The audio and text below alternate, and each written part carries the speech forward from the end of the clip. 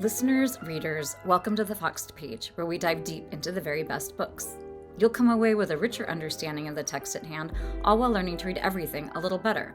I'm Kimberly Ford, one-time adjunct professor at Berkeley, best-selling author, and PhD in Spanish and French literature. Today, we are diving into Penelope Fitzgerald's The Blue Flower. This is slightly unprecedented because I think we did a Penelope Fitzgerald book. We did Offshore. I think it was like a month ago.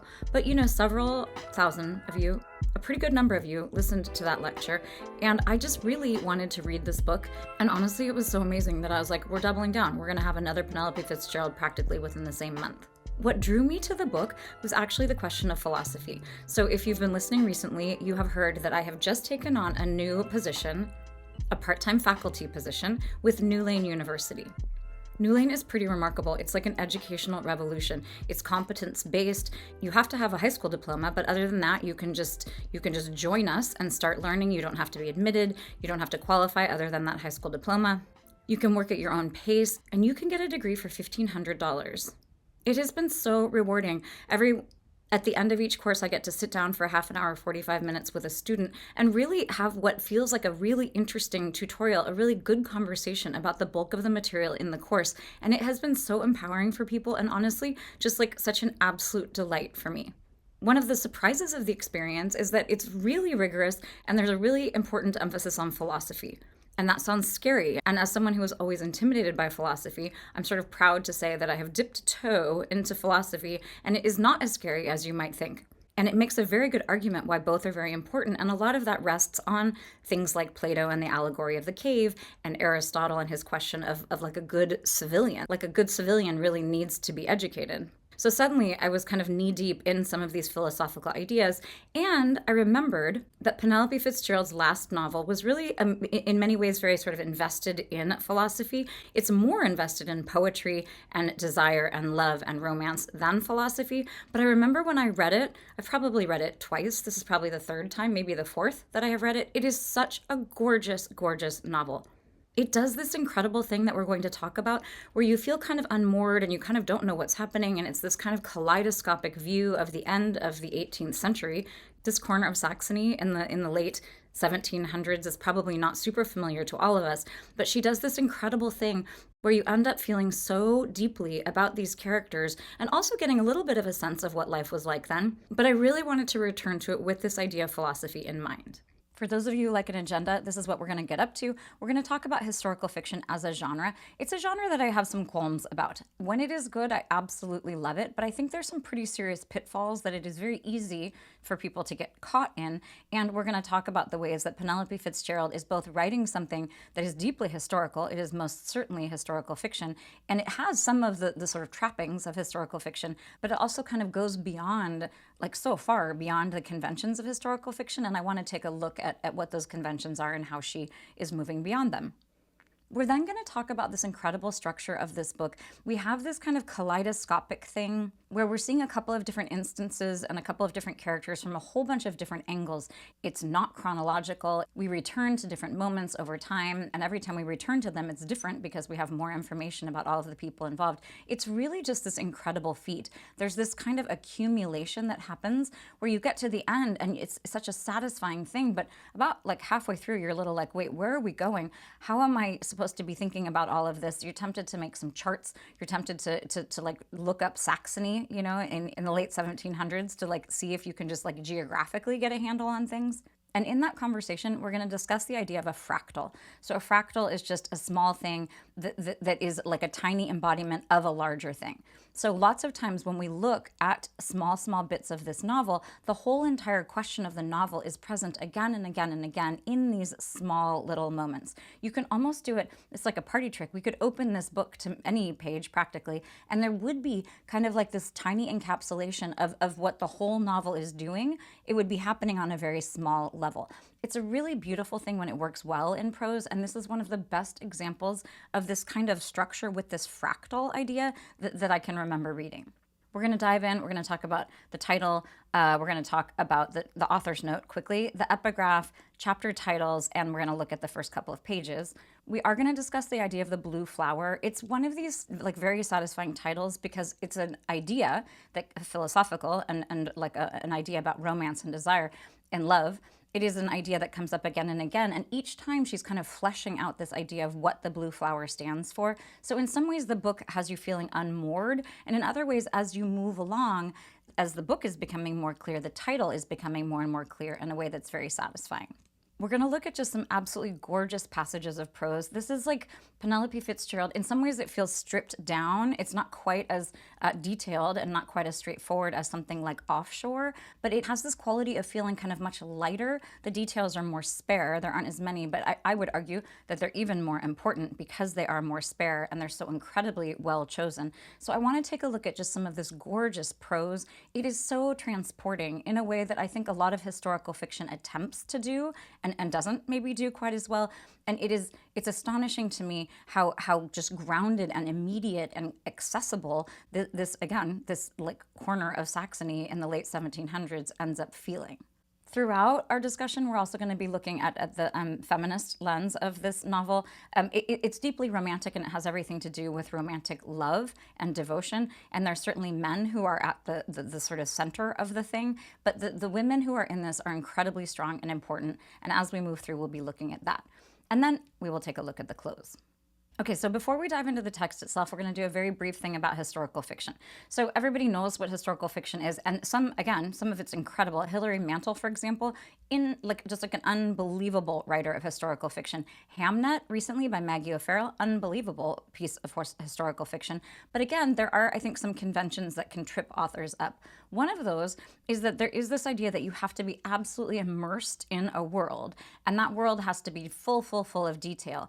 If you have listened to the Fox page and you have heard about the realist novel, historical fiction is in that same vein. The realist novel wants you to be able to walk into a world and have the entire world described to you. All of the kind of gritty details, everything is involved. Think Dickens, long books with lots and lots of detail. So historical fiction feels like it needs to immerse you, and the way it's going to do that is with a lot of length and a lot of detail. And sometimes, to me, like the details just simply feel like they're being thrown in there because, you're trying to convince the reader that she is in the middle of the 17th century or the 14th century or the 20th. Oh my gosh, I mean, historical fiction. Historical fiction also often is depending on really well-known characters. It's really exciting to read about Anne Hathaway and William Shakespeare, for example. Usually, the way that historical fiction will grab a reader is because it promises to teach us something about a very important person. It also will have lots of very important events. Usually these are big, huge historical events, and we have a tiny bit of that in The Blue Flower, but it is very, very much in the background, and it is only brought up when it actually has to do, like, first and foremost, with what is happening for the characters. So now that we've got kind of the basics about historical fiction, I want to move on to all of the ways that Penelope Fitzgerald in this book, which is absolutely historical fiction, she's really subverting the genre and doing all sorts of different things. One is that this is a story about big families. And what's important there is we are having this idea of like a normal domestic situation. This is not William Shakespeare. I mean, the one novelist, the poet Fritz, who ends up being like somewhat famous, although I certainly had not heard of him. He's someone, we have all of his letters and everything, which is the source material from which Fitzgerald was working. So he is a historical figure, but he is not one that I had ever heard of. I think it's so interesting on the jacket copy and like in different reviews, everyone talks about Goethe and like how, like the famous German writer who, yes, he's a famous German writer for sure, and a very important one, but like, if you don't know much about German literature or you don't know much about literature, he might not be like quite the luminary. It's very interesting and purposeful and makes a lot of sense, actually, that they're mentioning him because they want to draw readers in. It's sort of like, if you had a story going on and then Virginia Woolf were going to be like, some sort of satellite person in the story, that would draw a lot of readers in. So I understand what they're doing, but his role in this is very small and it's actually kind of absurd. But I really liked the way that we were like Goethe is like the big draw, which he's not even really in it. And then it's this other kind of much lesser historical figure. And it's really the love affair and the family of this person, of this Friedrich, of this Fritz person, who is very much in focus. And it's not just one family. We have the Hardenbergs, we have the we have the Just family, and we have the Kuhn family. I don't know if I'm pronouncing them right. My German is non-existent. I do not have any German. But we have all three of those families, and they're very different in many ways, but they're very well sketched. You really have a sense of the ways that they differ. And it's a very interesting thing. It's to really ground the thing in the domestic, not in like soldiers. This is not War and Peace. This is something that is very much, in the domestic sphere. It makes sense then that within this domestic sphere, you're going to have a lot of women. And I love the way that women really came to the fore in this book. So right away at the very beginning of the whole entire novel, we are introduced to Sidonie. She is one of Fritz's sisters. And we have, in all three of these families, we have an eldest sister who is really very much the heart of the family. And you have moms who are kind of like not active. They're either like literally like not in the story. Honestly, they're all kind of wrecked because they are busy having like 8 children. So they're kind of off, breastfeeding someone or giving birth or whatever. And you have this eldest daughter who really is the sort of core of the family. She's also the person who's keeping everything afloat. I'm really mixing some metaphors there. But the descriptions of these women were so compelling. They were really interesting foils for one another. All three of them were extraordinarily independent and strong, and she gives them such good voice. All of them really speak their minds, and they have such interesting things to say. And lots of times they're kind of like bringing down all of these frivolous men, like bringing them down to earth in ways that are very sensible, but also are just like smarter and kind of more realistic. You get this sense that a lot of these men are like, they have all these grand ideas of philosophy. In fact, there's that one incredible moment that we're going to look at where Fritz is talking about like this elusive blue flower, and then Caroline, she starts listing off all of these blue flowers. He's like, it's so elusive, and she's like, oh, do you mean flax, or maybe you mean cornflower, or maybe you mean this, or maybe you mean lavender, and like part of me was like, oh my gosh, amazing. Not only is it important that she's like, you can think there's this elusive blue flower when in fact the blue flower is right in front of you. The significance there, of course, is that she is in love with him. She understands true romance, and she like has her blue flower right in front of her because she is in love with him. He is searching for this like elusive blue flower, which is the symbol really of like true love and true like spiritual union with another person. It is so incredibly well done. So we have the families, we have these very strong women figures. We also have a lot of mundane events. The whole thing is circling around like this like courtship of this young man and this young girl. And like that's kind of it. I mean, a lot of stuff is happening in the book, but the main idea here, the main tension is what is going to happen in the betrothal of these young people. And that is also a departure. Usually in historical fiction, you'd have like something much bigger happening. I would also argue that the selection of details that Fitzgerald is making here is so apt, and it is so good because they feel very modern. In many ways, the things are familiar to the reader, and so you can like really like plant yourself pretty securely in that time. But then she'll throw in something that's totally not like familiar to us, but we are able to kind of absorb it because we have really good footing in this space and time. So her selection of detail is incredible, and in fact very modern, which is another subversion of this idea of the historical fiction where you would need to be throwing in all sorts of details that are like teeming with what was happening at that time and really firmly placing the reader, in the far away and long ago. And the way that Fitzgerald is doing this is very different because it does feel more familiar and kind of immediate and really like timeless and accessible in a way that historical fiction oftentimes does not.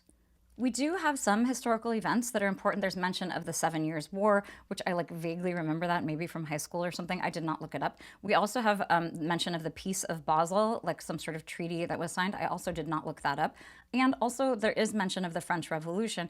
It has already happened. So this is post-French Revolution. Well, it's happening in the novel, but when we are getting to the part where Fritz is in the university and he is courting Sophie, the French Revolution has already happened. We have here a nobility that is in decline. These are people who have lots of houses and lots of land, but things are really changing in part because of the French Revolution. What's interesting to me here is we do have these big historical events, but they only come into play when they're really like important for the family. You get plenty of a sense of like this declining aristocracy thing, and there'll be like kind of a brief mention of like things happening in France that are worsening their aristocratic position.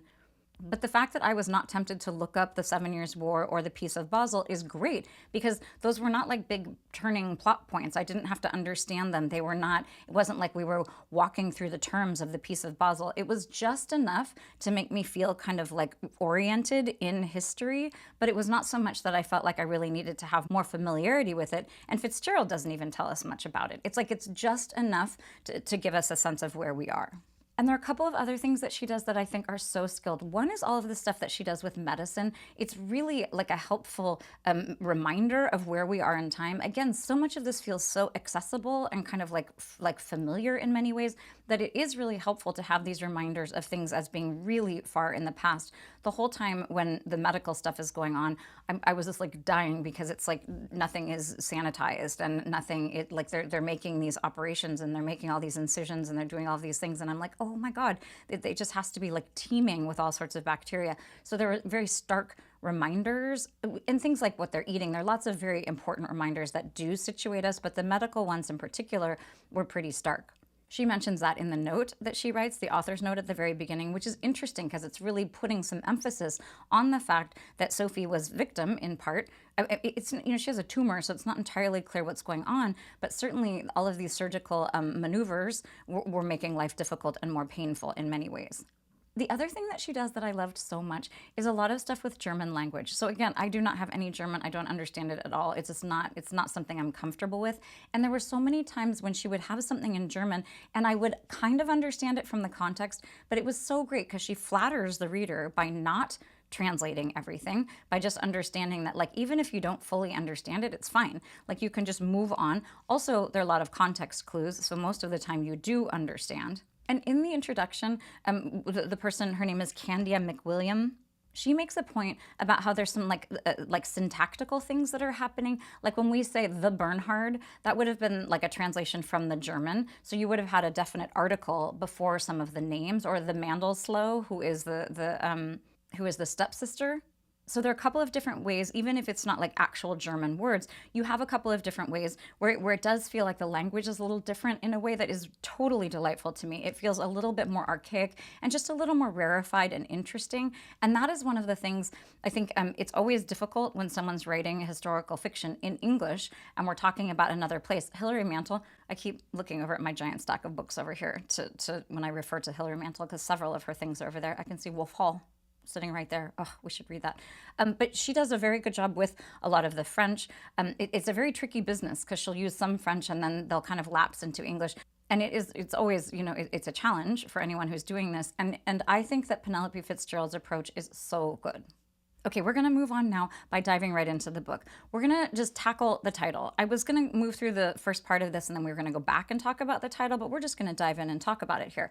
So The Blue Flower, we have it as the title of the book. It is also the title of the book that Friedrich/Fritz has written. So, and we have the actual book, and it is such an incredible scene because he reads it to young Sophie, who I think at the time is like 12 or 13, and her stepsister, the Mandelsloh, who is there with her, and both of them are just like, what? Like they're reading, he's reading, and then he stops and they're like, is that it? And they don't know how to react because it's truly something, he has these kind of heady ideas, and for them, life, like the idea of romantic attachment is much clearer, in part because they're just not like so much in their head, also because Sophie is like 12 or 13 years old. There is an interesting thing. This book was written in 1995. There's an interesting thing here with this, like, we have a 12-year-old girl who he's falling in love with. I believe at the time he's maybe like 20, 21, something like that. I should actually have that like firmly in mind. I would imagine she has given us that information. But there is kind of that gross thing where you're like, oof, like, why is this guy in love with this 12-year-old? But Fitzgerald also just kind of moves along with this. I mean, this is something that actually happened. Her source material is, all of these letters and all of these works that were collected that she's looking at. So, she's dealing with a fact here that in the late 1700s, we have this situation where this man is falling in love with someone who's 10 years younger than he is. What made it okay-ish for me is the idea that he was very respectful of the like courtship. This was a situation where he was going to have to wait until she was older, and in many ways we get the sense that she likes his attention, and there is kind of like this ardor that he has, and this kind of philosophical and like this kind of like very heady way that he is thinking about this. He calls her his philosophy, like very much she is this idolized figure who is not even, she's also kind of saintly because she's ill the whole time, or not the whole time. In the beginning she's just laughing and very much of this world and very kind of grounded, and in many ways I'm sure that is the fascination and the delight for him. She's someone who's just very happy and kind of blithe and kind of just like, pleased to be moving through the world, whereas he is someone who is much more, thinking about the reality of like reality. But then she does become very saintly, and the whole thing does get very philosophical, this idea of like, are they going to have a true union of souls? So we have the blue flower on our title page here, but then on page 137, we have like the actual reading of the blue flower, and I want to take a look at that. It's literally one paragraph long, which is also funny to me. It's just the beginning of a book. It was unfinished. We learn that at the end, which is so fitting because, in fact, they did not. Here comes a big spoiler, but Sophie does not survive. Like, they are not allowed to be married. He marries someone else. It's very fitting that this romantic treatise that he is writing with her in mind, this idea of her being, you know, his spirit's guide, all of that kind of stuff, it doesn't come to fruition, and so the book doesn't either. So on page 137, we have this. So here we have Sophie and Fritz, and then the Mandelsloh comes in. So and Fritz is beginning. I shall read my introduction aloud, and you must tell me what it means. Sophie evidently felt weighed down by this responsibility.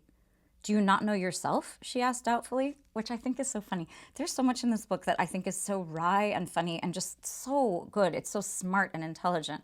So she's like, do you not know? Like, what's going on here? He says, sometimes I think I do. And then we move down a little bit lower.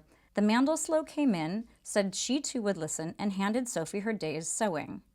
And a little further down.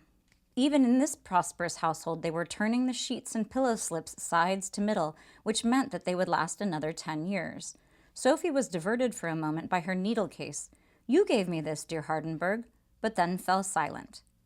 I mean, there's so much here. We have this idea of like thrift, even in these noble houses, because everybody was having to economize because the nobility was in decline here. But we also have Sophie being so childlike. She's so excited because, you know, she has this needle case. Okay, but then she falls silent, and we have Fritz beginning to read. His father and mother were already in bed and asleep. The clock on the wall ticked with a monotonous beat. The wind whistled outside the rattling window pane. From time to time, the room grew brighter when the moonlight shone in. The young man lay restlessly on his bed and remembered the stranger and his stories. Then we have a quotation. It was not the thought of the treasure which stirred up such unspeakable longings in me, he said to himself. I have no craving to be rich, but I long to see the blue flower. It lies incessantly at my heart, and I can imagine and think about nothing else. Never did I feel like this before. It is as if until now I had been dreaming, or as if sleep had carried me into another world. For in the world I used to live in, who would have troubled himself about flowers? Such a wild passion for a flower was never heard of there. But where could this stranger have come from?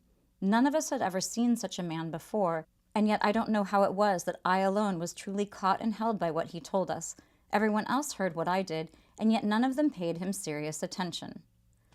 Then his reading ends. Not sure how much more he was going to read, the two women sat without speaking, with their sewing on their laps. And they don't know what to say, and so Fritz, right across the page here, says, Why do you think the young man can't sleep? He asked her urgently. Is it the moon? Is it the ticking of the clock? And Sophie says, Oh no, that doesn't keep him awake. He only notices it because he's not asleep. That is true, said the Mandelsloh. So these women are very grounded in a way that he is truly not. And then Fritz says, But would he have slept well if the stranger had not talked about the blue flower? Why should he care about a flower? Sophie asked. He's not a woman and he's not a gardener. And then the sister-in-law says, Oh, because it is blue, and he's never seen such a thing, said the Mandelsloh. Flax, I suppose, yes, and linseed, yes, and forget-me-nots and cornflowers, but they are commonplace and have nothing to do with the matter. The blue flower is something quite other. And then a little further down, Please, Hardenberg, what is the name of the flower? Asked Sophie. He knew once, said Fritz. He told me the name, but he has forgotten it. He would give his life to remember it. And then a little further down, the section ends. He said, if a story begins with a finding, it must end with a searching. So again, we have this real inversion here. I mean, usually you would have a search and then you would have a finding. And this is the way that Fritz is operating in the world. Everything is very complicated. Everything's very philosophical. Everything is a little bit backwards. He is seeing Sophie and he is so struck by her and in love with her, but then is very preoccupied with this idea of how elusive she is and how elusive the idea of that kind of union of souls can be. So we have the actual book itself, and it's pretty far into the book. It's on page 137. But we also have Candia McWilliam in our introduction also says this really beautiful thing about the blue flower itself. The blue flower, signifying that elusive thing which can connect the individual self to an understanding of greater external existence, finds its equivalent in the novel, which itself is a concrete rendering of the abstraction it contemplates. So this is so interesting. What we have in our hands is The Blue Flower by Penelope Fitzgerald. It is a distillation, and it is like an instantiation. It's an actual like thing that we are holding in our hands that is attempting to do this thing that Fritz's book is also attempting to do. So it's attempting to sort of have us understand like how we are connected to other people and how elusive that can be and how difficult it can be to find romantic love, but also how romantic love has to do with greater existence. There are two different times in the novel where men say that they are nothing because they are not recognized by a woman. One of them is Jacob Deitmuller, I'm not sure how you say his last name. But he falls in love with Sidonie, who is Fritz's sister, and at one point, because she doesn't remember him, he understands that he is nothing. So there is this sense of love as being like this way to connect and to have existence, like to simply exist. And I love the fact that it is men who are like searching for this way to exist, where the women are much more clear about like their own purpose and their own connection with other people and how they exist in reality, but also because they recognize these connections that they have with other people, these romantic feelings that they have. They understand how weighty and important they are, and they're not being quite as philosophical and as like metaphorical as our Fritz is being. So we're going to take a look now at the author's note. It is always so fascinating, I say this and again, to go back and look at something once you have finished the novel. So I'm going to read the author's note because I think it is very interesting once we have finished the whole thing. The novel is based on the life of Friedrich von Hardenberg, 1772 to 1801, before he became famous under the name Novalis. All his surviving work, letters from and to him, the diaries and official and private documents were published by W. Kohlhammer Verlag in 5 volumes between 1960 and 1988. And then she thanks the editors of that. And then we have another small paragraph.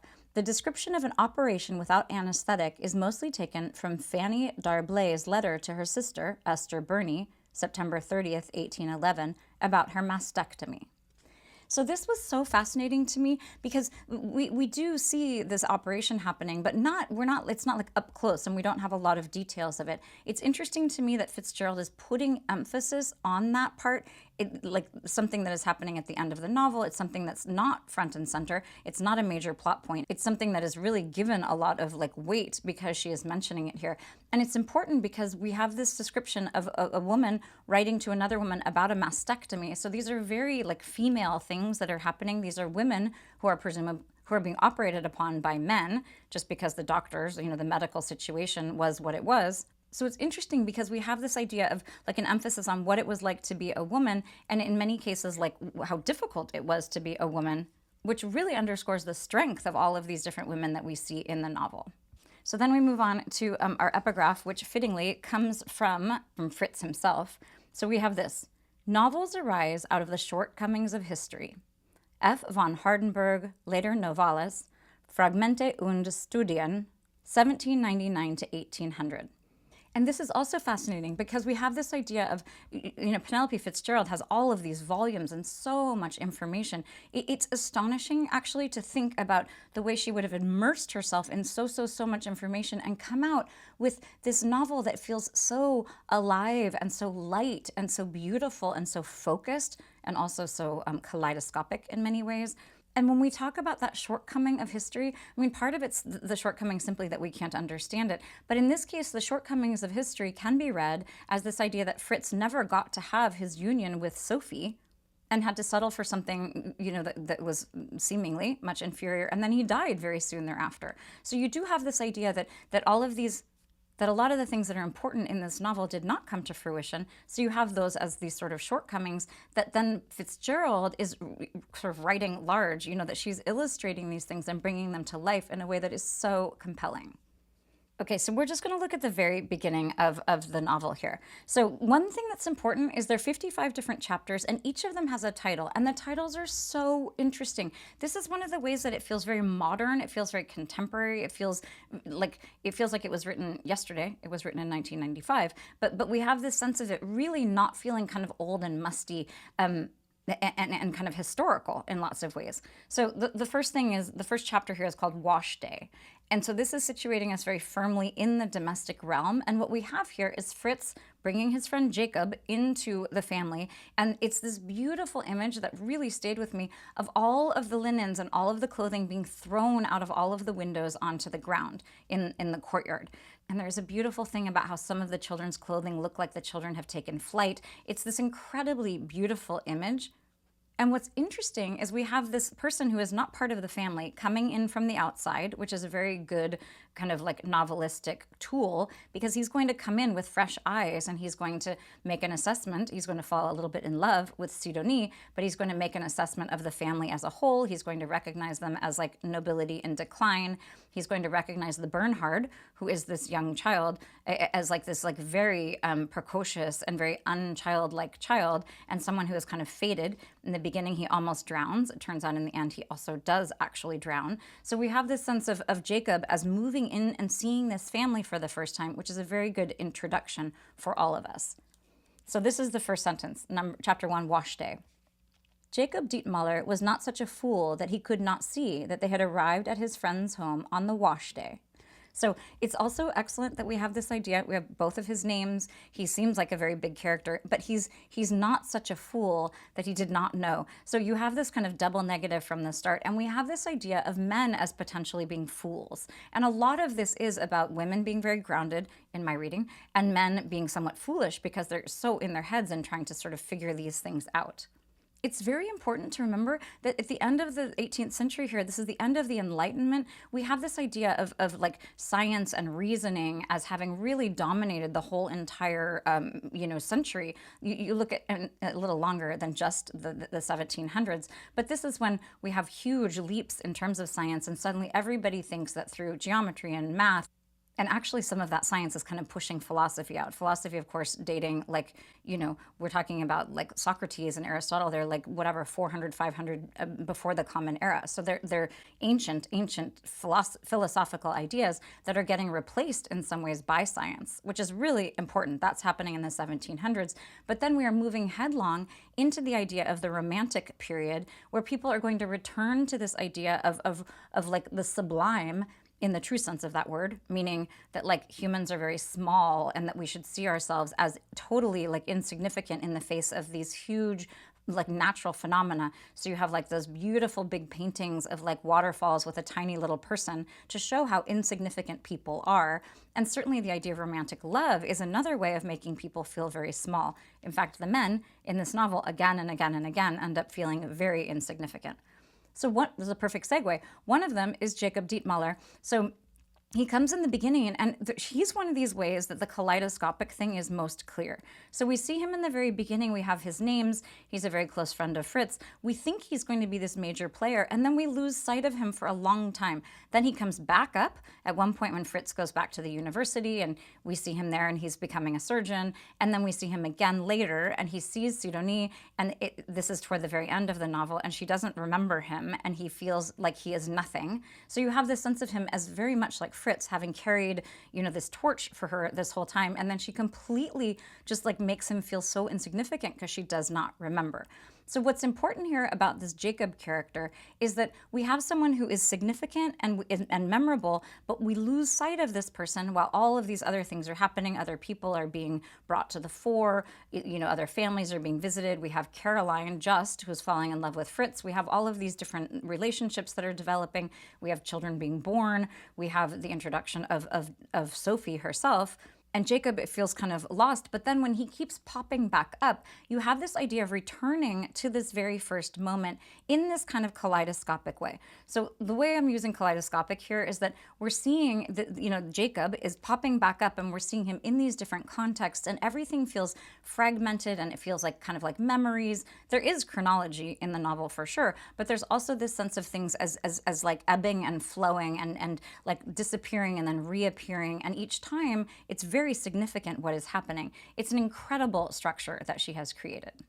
That is a very good segue into this passage that I want to take a look at that has to do with the impossibility of desire. So when we're talking about Jacob, or we're talking about Fritz, we have this idea of desire as being truly like the most important thing. It is rendering these people insignificant. So if you have this idea of desire as being this elusive thing, one of the things that desire has to be captured in is language. Like one of the, I mean, it's a very interesting philosophical question. Like, how do we express desire? Is language capable of expressing desire? And it's a very difficult thing. I mean, when you think about the limited vocabulary that we have for this, that's kind of what's underlying a lot of, philosophy is all about metaphors. Poetry, certainly. A lot of what he's trying to do here, just the idea of the blue flower, is this idea of something that he thinks is very rare and something that is a stand-in for love. He's trying to show us with language like how desire might be made manifest. So what Fitzgerald is doing here too is just, it's like this beautiful kind of recursive thing. It's like folding back on itself, this idea that she is creating the blue flower. She's creating this vision of the importance and the foundational nature and like the gravity of desire with like this very kind of she's doing like a little wink to the reader, because the women sort of have this figured out and the men don't seem to quite as well. So here we have this beautiful passage. We're only like 100 pages in, so only like a third of the way through the novel. And Fritz has just fallen in love with Sophie and is explaining this love to Caroline, who is a young woman. He is living in their house for some period of time. He goes back and lives there several different times while he's trying to establish himself for his job. So she's in love with him, and he's telling her this thing. And as the reader, you understand absolutely the way that her heart is breaking, but this whole thing is kind of created out of language. So the important thing to focus on as I'm reading these 3 paragraphs is this idea of the way that language is constructing these manifestations of desire. So, and the way that it's kind of not capable of doing that. On the bottom of page 91, actually, importantly, the chapter, it's chapter 20, it's called The Nature of Desire. There's another chapter, it's incredible. It's called Algebra, Like Laudanum, Deadens Pain. So we have this whole assortment of titles. I meant to mention that earlier. Some of them are very straightforward, like Wash Day. Some of them are really important and kind of like very weighty, like The Nature of Desire. And then some are so funny, like Algebra, Deadening Pain, like Laudanum is so, it's so creative and inventive. And in that way, Fitzgerald is really stretching language in these very interesting ways and adding a lot of levity and humor to a story that is actually very tragic. So on page 91, this is the chapter 20. It's called The Nature of Desire. And then down at the bottom, he's sitting with this young woman who is in love with him. And he says, "I have fallen in love." And then on the next page, she felt as though her body had been hollowed out. A little further down, Fritz looked at her steadily. "Sophie is my heart's heart."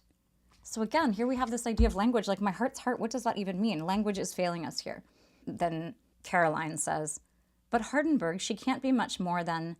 She struggled for moderation, because what she means is she's like a child. She's 12 years old.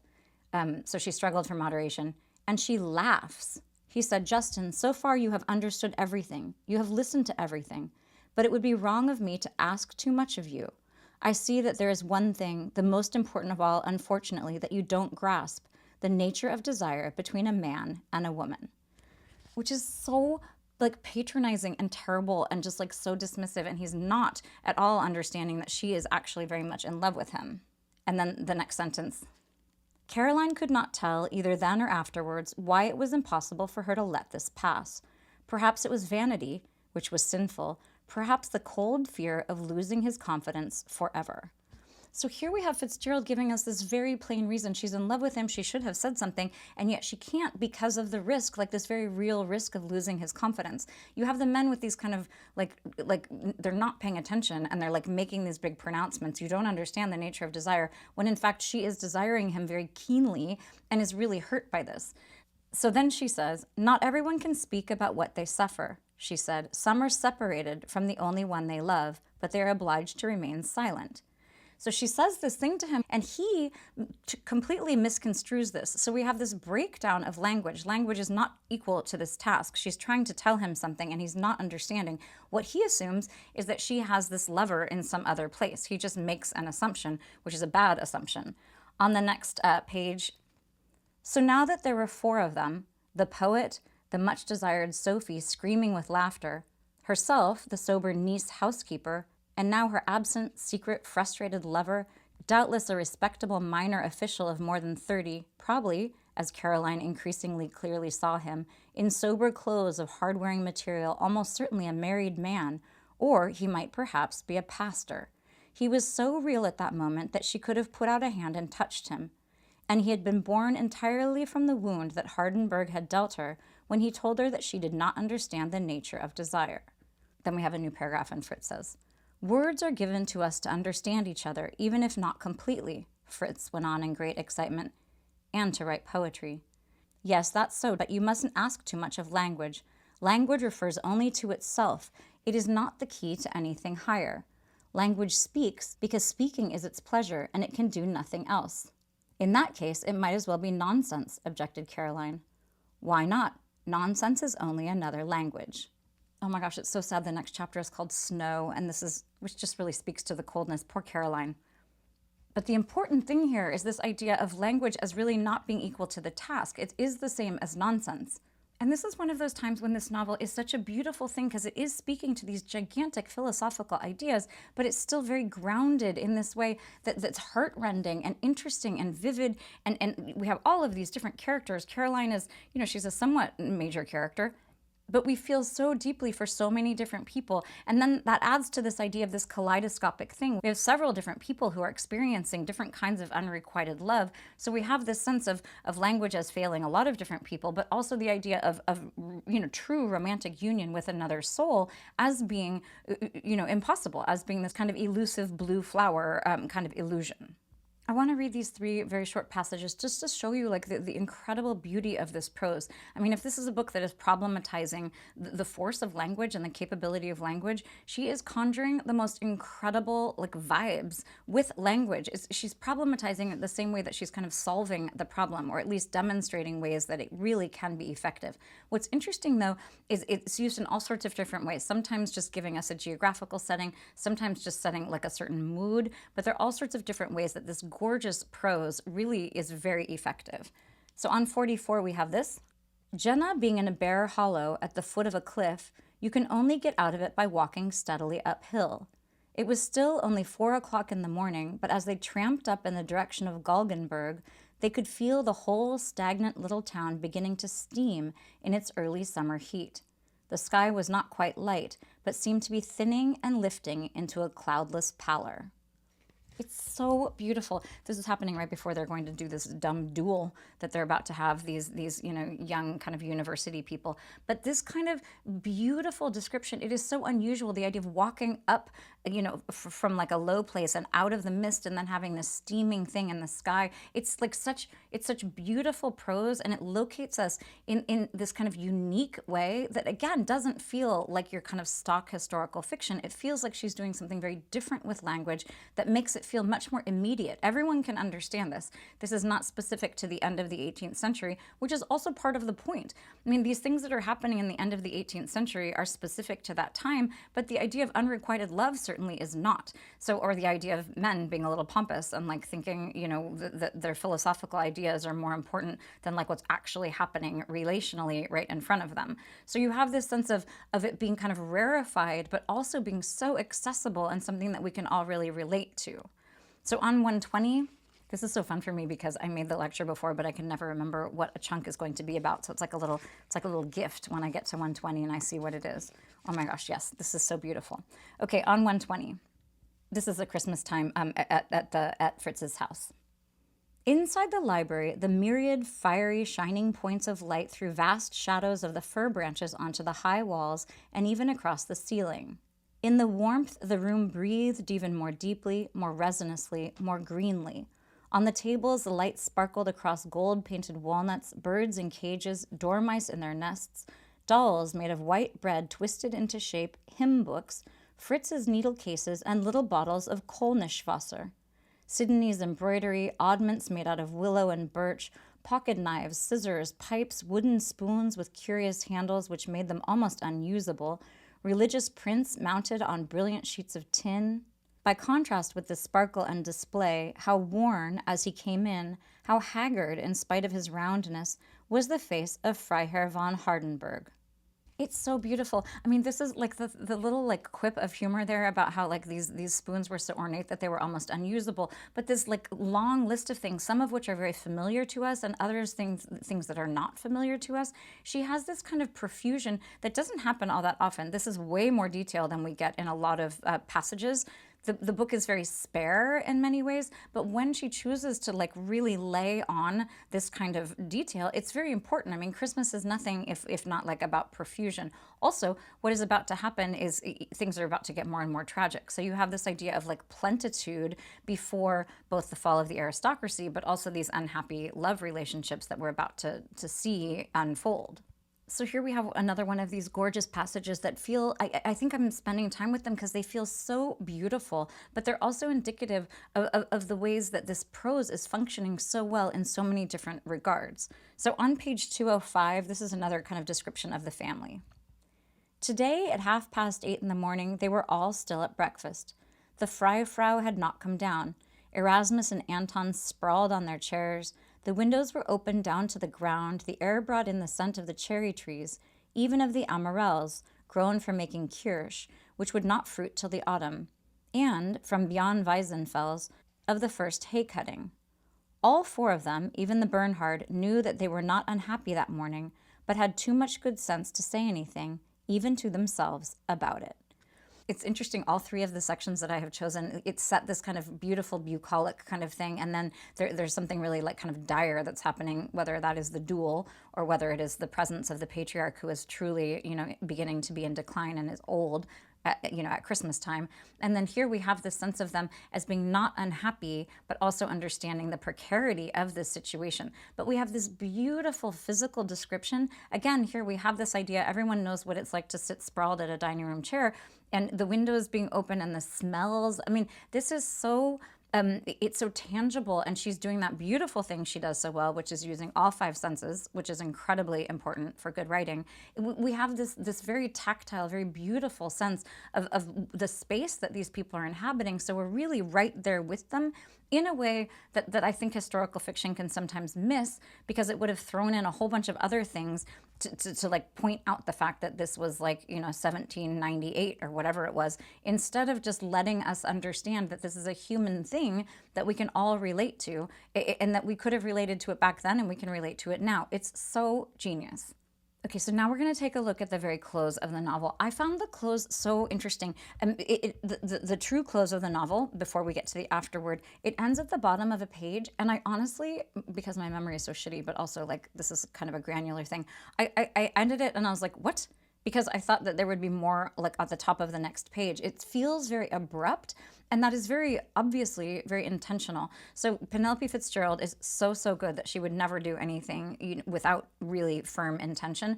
And when we have the beginning of this novel, we have Jacob arriving, it's wash day. We are walking right into this big family event, like everything's kind of happening. It's very much in media res. So we have this idea of like walking into something that is very much like already going. So you have this sense that things are just like, there's sort of like a level of chaos here, that things start at a certain point and they end at a certain point, and those are not points necessarily that you would want them to. Also the fact that we don't know everything about Jacob Dietmüller when he first arrives, and we don't know what's going to happen after the end. We are given an afterword, so we do understand what will happen, but there is this sense of everything being cut off in a way that's very effective, because these people don't know their futures, so it makes sense that the reader wouldn't know them either. It is, of course, happening at a very difficult moment, because what is happening here is that Sophie is very, very ill, and Fritz is leaving her, and in fact, she is going to die. I mean, you have a sense that she's going to die. So on page 280, these are the last 2 or 3 paragraphs of the book before the afterword. So actually, we're starting on 279. Sophie was disappointed when she heard that Hardenberg had gone back to Weisenfels, but not excessively. Quite often before, he had had to leave at a time when she was not well enough to see him. If she was awake, she could listen for the sound of his horse being brought round from the stable yard to the front of the house, although he no longer rode the Gaul, whose dragging steps she had always been able to recognize. I'm just going to interject here. This is one of those kind of kaleidoscopic things. The Gaul is this horse that plays this, it's not a major role, but in many ways we can mark time. And he's this very old horse, and it's this idea of moving slowly and not being able to reach the place you were going. So it's an important mention there. It's also important that that horse is not in use anymore, presumably dead. So she says that it's another horse. She doesn't recognize the footsteps, the hoof steps. And then we have this. Sometimes he would be on the point of leaving and then dismount and run back again across the hall, up the 2 staircases, which were nothing to him, into her room to say to her once again, "Sophie, you are my heart's heart." It's such a beautiful thing, the idea of 2 staircases not being anything to him, because she would be totally incapable of walking up, any step at all. So we have these very subtle ways that we're reminded of her illness. So, and this idea that he would like dismount and run across and come up and need to tell her, "You are my heart's heart." And then, so we have that beautiful paragraph, and then we have this very short sentence. "This evening, that was not the case, and he did not come back," which is just such an absolute crusher. Like we're nearing the end of the book. You know that we're nearing the end of her life. It's so sad. Then we have a little space break. 3 hours and 3/4 to Weissenfels, with a stop at Freiburg. So now we're getting fragmented because things are starting to feel fragmented. Outside Weissenfels, the vegetable plots lay bare, except for the stalks of the winter cabbage in the moonlight. So here we have winter, we have things as being bare, as dead, as not growing. The town gates were shut. I mean, every single piece of this is telling us that things are ending. Fritz paid the fine which was collected from latecomers and rode slowly down to his father's house. It was the first week of Lent, and only a few lights shone in the windows of the Klostergasse. At the house, his father and mother were already in bed. Erasmus was the only one of the family still up. "I could not stay," Fritz told him. "Best of brothers." And then we stop. It says "best of brothers," and then there is a like an M dash, and then it ends, which is so beautiful. We have this sense here. Erasmus also, this is such a sad thing. Erasmus is also in love with Sophie. So there's this horrible thing where you also know that Erasmus is being just absolutely wrecked by the fact that she is dying. So we have this just terrible sadness being felt by all of these people, and it's not belabored. We don't see them breaking down. We have instead this very abrupt finish, because in many ways it would feel abrupt to them like that, and what comes after would not be very important. We have an interesting afterword right across the page. It's very brief, but I really love it. So at the top of 281, it's very like afterwordy in some ways, but also it has some really beautiful touches. "Sophie died at 10:30 in the morning on the 19th of March, 2 days after her 15th birthday. Fritz at Weissenfels got the news 2 days later. Caroline Just also received a letter from one of Sophie's elder sisters, which described how the poor girl, in her fantasy, had kept thinking she heard the sound of horses' hoofs. Which is so sad, because of course she's imagining the idea of Fritz coming to her. And throughout the entire novel, Sophie, she just seems very young and kind of like not, she's into the whole relationship concept, but she's not as like ardorous as he is. So you have this sense here of like, it's very sad that toward the very end of her life, she really is, wanting to have that connection and imagining that connection. And then we have the thing, like my instinct is to skip over this. It tells us about what Fritz does in terms of his writing career. He does not finish The Blue Flower, but he has a poetry collection and a novel that he writes.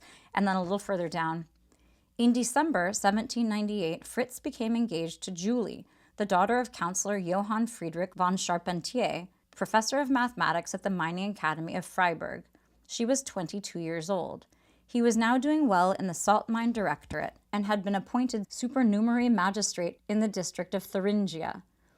So we have this like very abrupt thing where suddenly he's moving on, and we're kind of, it's told in such a like flat and kind of historical kind of way. It's like so just like giving us the facts that you're like, wait, what was this whole thing with Julie about? Like we only have her first name. I mean, we have her father's last name, so we could surmise, but it's this very like sudden thing, and we're very curious about the quality, like about the ardor there. And so we have his title, this supernumerary magistrate thing, and then at the end of that paragraph we have this: to Friedrich Schlegel he wrote that a very interesting life appeared to await him. Still, he added, I would rather be dead. So brutal. Then we have this brutal paragraph where all of the Hardenbergs are dying. First, we have Erasmus, who we really loved because he was also in love with Sophie and was so patient about it. Then we have Sidonie dying at 22. Then we have Fritz, who died at 29 years old of the same kind of consumption that they all had. Then we find out that the Bernhard, the child, he was in his teens. I did a little math here, that he was drowned. So you have all of this death in the family that follows Sophie's, which of course is typical. I mean, it's not typical, but like life was not long in these moments. But it's tragic because we really do have a sense of these people. We've heard their voices and we've heard them say funny things, and they're unique and interesting in any novel, let alone in historical fiction. And then at the end, we have some things that actually made me very happy. These are about the women. A year after Fritz's death, Caroline Just was married to her cousin, Karl August. I'm not sure that was super happy, but you know, that Caroline found someone is good. Then we have this next paragraph. The Mandelsloh was divorced from her husband in 1800 and married a General von Boss. She lived to be 75. So I love that. I didn't even know you could get divorced, but she got divorced in 1800 and then married someone else and then had a long life. And in many ways, it's really satisfying that she was someone that a woman in particular, but someone who also like presumably was like invested in love because she divorced someone and married someone else. I mean, that may not be the case, but I am making a lot of assumptions that I think Penelope Fitzgerald is inviting us to make.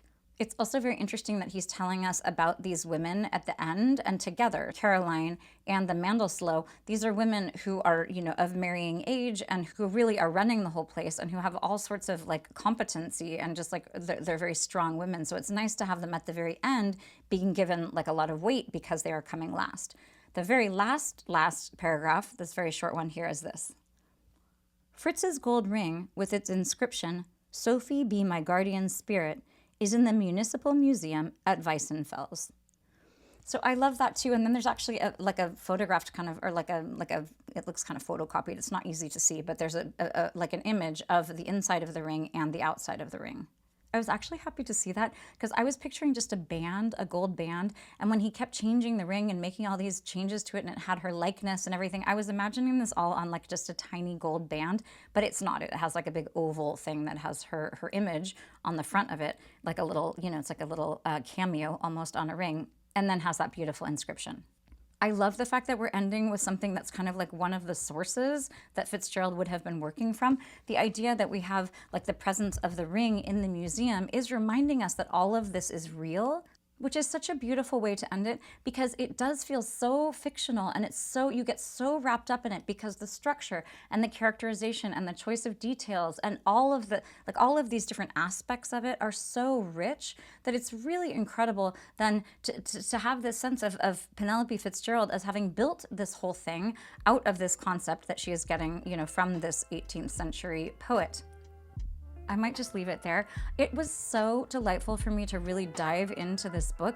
It is such an incredible piece of literature, and it's one I think that we can go back to again and again because it is so rich. I feel like we have only scratched the surface, but hopefully you've gotten like a deeper appreciation for all of the incredible genius of Penelope Fitzgerald and the complexities and the richness of this last of her novels.